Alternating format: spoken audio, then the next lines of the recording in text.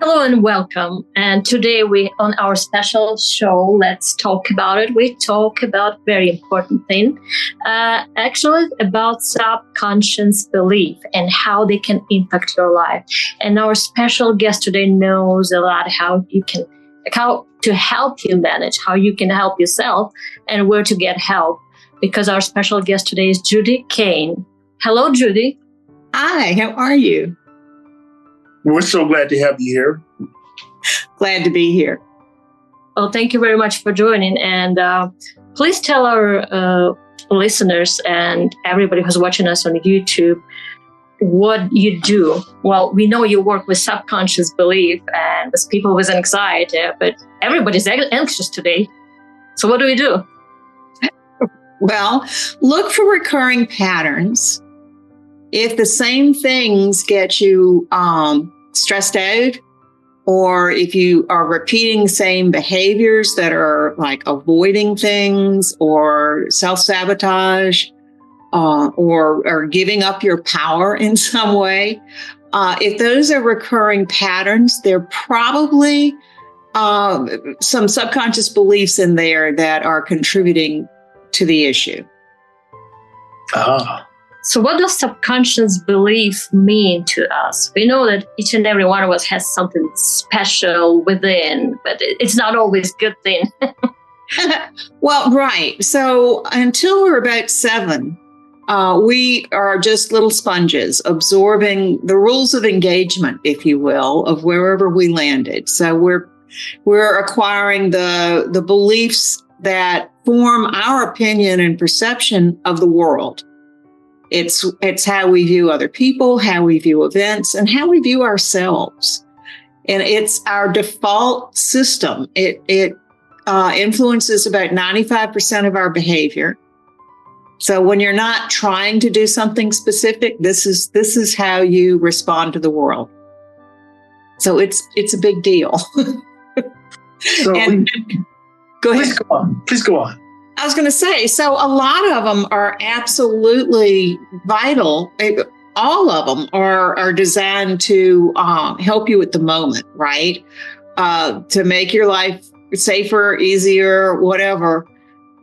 These beliefs that you get, sometimes they don't help you even when you're a child, but frequently they are not supporting conscious goals once you are grown up.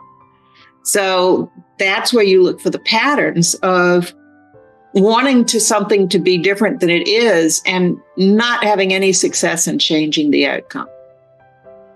Well, that's so now I'm thinking to myself now about how this might impact someone in a relationship, thinking that it's always her fault or his fault, or even the workplace, that people just don't get me. My boss is always mean, or my coworkers, I just got to get a different job. They don't like me. So now I could be tied to something else. Yeah, absolutely. Because probably if those are repeating patterns, it's going to happen whatever job you get. The relationships are going to feel the same, even if the people change. Yeah, and because it's a way that you have of viewing what you deserve, what's safe, what's okay to risk. You know, you're evaluating all those things based on subconscious beliefs. I'm processing what you're saying, and it sounds to me, it's one of those watershed moments, as if you just poured something in a bottle, and my mind just exploded thinking, whoa, this covers so much more than what people think. Oh, I'm going to feel good today. No, this goes way beyond that. Oh, absolutely. Yeah. It can be life-changing if you get to some, really big subconscious beliefs that have been limiting you in some way. Getting past that can make all the difference in the world. Yes, yes. Well, how do we get past that? You mentioned look for patterns. When we're diving into everyday life, and many of our viewers are people with visible and invisible disabilities, and oftentimes dealing with chronic pains and different other issues, treatment protocols, side effects, and all of it at the same time. And then you need to recognize pattern and manage to get something out of there and change. Where do we start? When people come see me, and so this is something you can do at home, but I relate it in terms of when people come to see me, the first thing I do is ask them what's going on and what would you rather be experiencing? So often they really don't know what they would rather be experiencing. They just know what they want to avoid.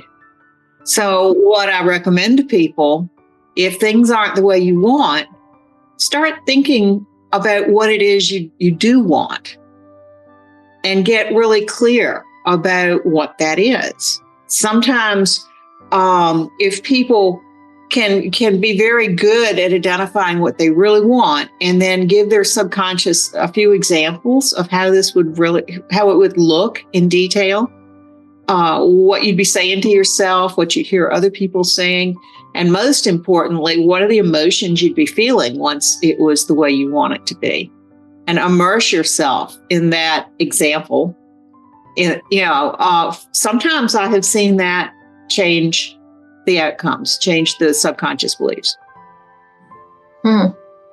So it goes to, in my mind, it popped up the terms that are quite popularized, like manifest this, or goal setting, or vision map, vision board. It works. Visioning absolutely can help you get there. If it's kind of the same as with affirmations. Some people swear by them and other people say they see no difference. My guess, and this is just my own opinion, is the difference is the people who see it come to pass are really leaning into what that affirmation says. They're imagining how it's going to be once that's true. And my guess is that those that don't see a difference might not be totally immersed in what that outcome would actually look and feel like. They're saying it, but they're not believing it. So essentially, good or bad, we get what we focus on. Well, that's absolutely true, because there's so much out there that you need a filter. We couldn't possibly, pay attention to all the things going on all the time. So we've got a selective noticing mechanism in our brain. Usually it's what you're intentionally focusing on. It's definitely trying to make you see that you're right. So it's looking for examples that prove that whatever it is you think is true. And so, whatever you're focusing on is what you're going to see more of. So we can program our brains practically, and then our behavior, and then the outcome. You can. You can't, not everybody, trying that imagining thing, the visioning exercise can frequently work. It might not be all that somebody needs. So, it might be that somebody would also need to go see somebody who can help change those beliefs. Absolutely. But the beliefs can be changed. That's for sure. You're making me think about something I read years ago. I'm from the Vietnam era. And I remember hearing about the POWs, prisoner of wars that came back. And they said that many of them would actually practice rounds of golf every day.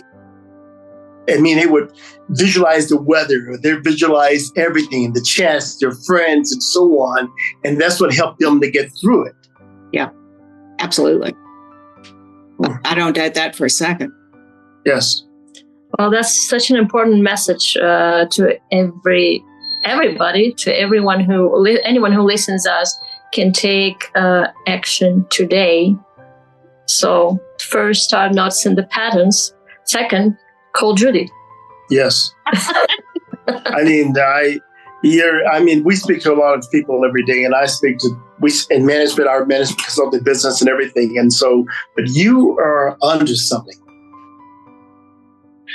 Well, I've seen it work with a lot of people, and there are other people who help change subconscious beliefs as well that also see that makes a difference for people. Yeah.